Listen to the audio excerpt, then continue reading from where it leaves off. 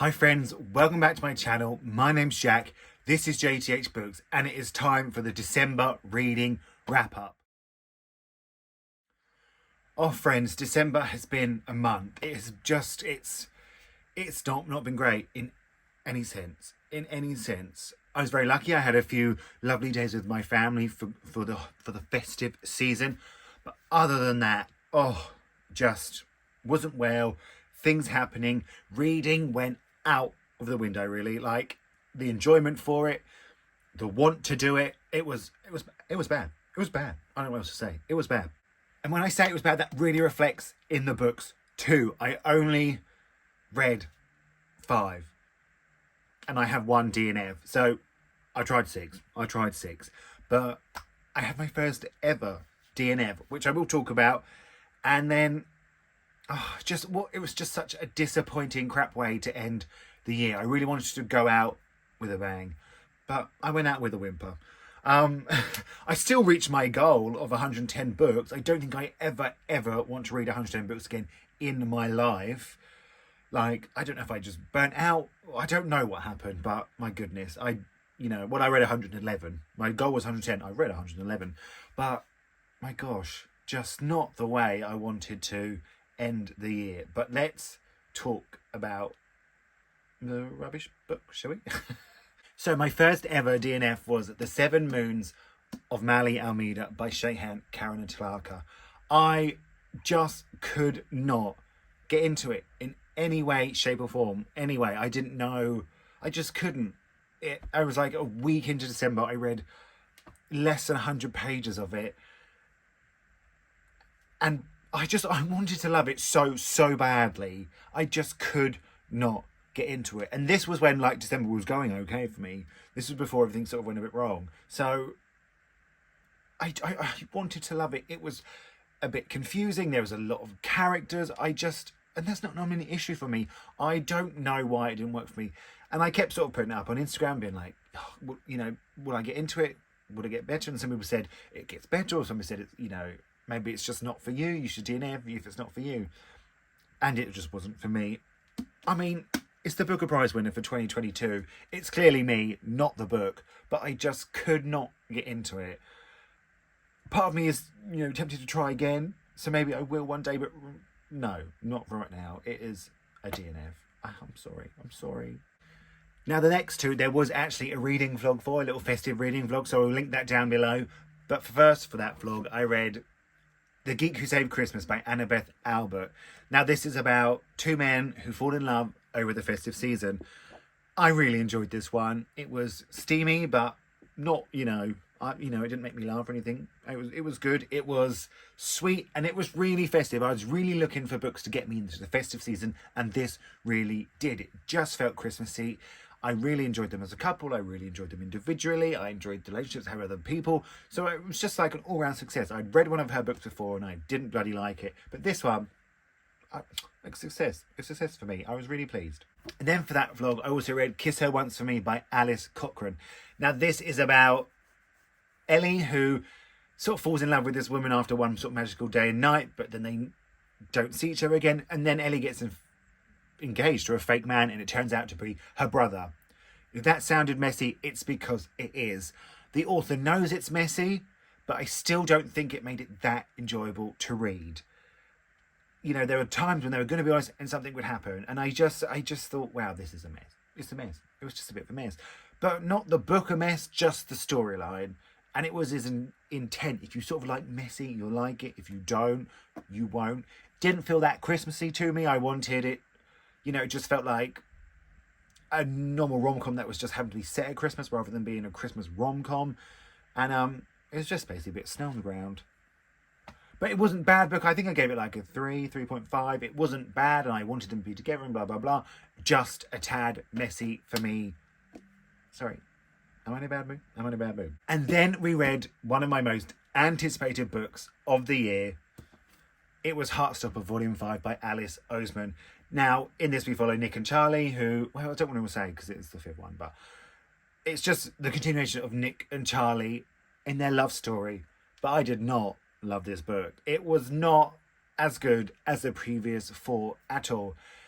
The other four I've sort of read with joy and tears in my eyes, and so it was just so emotional. And this just had none of that. This is about them deciding if they want to do the deed, and it had no heart. Their friends weren't really in it. It was just went nowhere. It was very much sort of filler, I feel like. Oh, I know this was such a huge disappointment for me. It really, really was. I'm so upset saying that, but it didn't hit the spot. It just didn't. I'm sorry. If you love Heartstopper out there, I've seen people giving it 5 stars, and I want to say, what? How? It was just them like deciding whether to have sex over months. Which, if that's how you can take your time. Of course, I'm not saying that, but it wasn't that interesting to read about. I don't want to know, I don't want to know. Just give me that grand love story and give me that heart. There was no heart to this one at all. I gave it like a 3. Just no. I'm sorry. I couldn't be more disappointed. I could not be more disappointed. And then I read Day by Michael Cunningham. Now this sort of spans over 3 years, and it's about a family before COVID and in the middle, and sort of when the world starts to get a bit back to normal again. And this wasn't that great either, to be honest. It follows sort of this husband and wife who are sort of, well, it says on the back, it even says on the back that they're both a little bit in love with her younger brother, but it was just something of nothing. It was just something, it had no heart. It felt like it's like it says on the back, it's a meditation of love and loss and grief.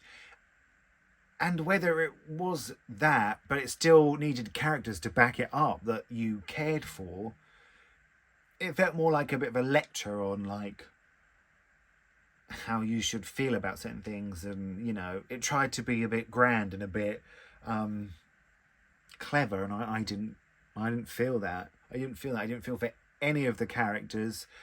There was this whole, like I said, like it says on the back, she's a little bit, but I don't think she was in love with her brother. I think she was just a bit enamored by him. And then her husband, like, was sort of in love with him, but sort of wasn't. But they would often kiss goodbye, and it was just, and I still don't know, like, what was I supposed to take away from this book? What was I supposed to take away? I took away nothing. It was actually a real big letdown. I gave it 2 stars. And then lastly, it was my non-fiction for the month. It was the book you all voted for. And I know normally I do a vlog for these, but I absolutely did not have it in me. Absolutely did not. So last up, I read Page Boy by Elliot Page. Now this is a memoir about his story of knowing he was trans and how it affected his career and his family. And sometimes with memoirs and non-fiction, I can find myself sort of skim reading, and I'm not always that into it. I was into this. When I was reading the passages, I was into it. I was taking it in. But some of them are very short.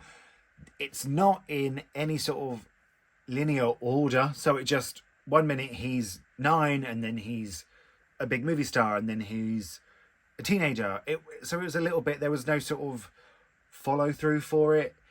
And like he would talk about relationships he's been in, and there are sort of these big grand relationships, love affairs in his life, but it would be like 2 pages, and it would that would expand sort of a year. So it wasn't always the most detailed. It was good.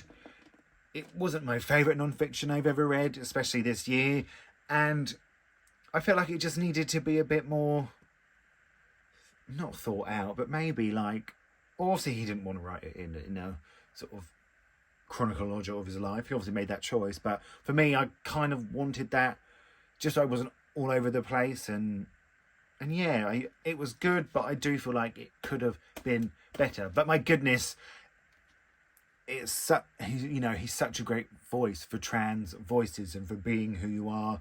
And it had some really sort of beautiful passages in and all that. I just could have done with, just maybe, if you read this and you think, no, it was fine the way it is, maybe it was, maybe it's just me. And that is it. That is absolutely it. Like I said, wasn't the best month, was it? Maybe I was just in a bad mood.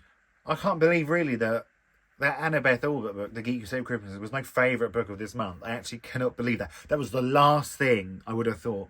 I would have thought Heartstopper Volume 5 would have been one of my favourite books of the year. All that, but no. You know, 4 out of 5's not bad. 4 out of 5. You can't win them all, can you? But let me know if you read any of these. Let me know if I was wrong about any of these. Let me know how your December went. I hope I haven't been like a bit of a misery guts, because I'm not miserable now. I'm starting, you know, feel a bit better. But just coming back over those books made me realise what a month it was. But I want to thank you all so much for watching. Let me know.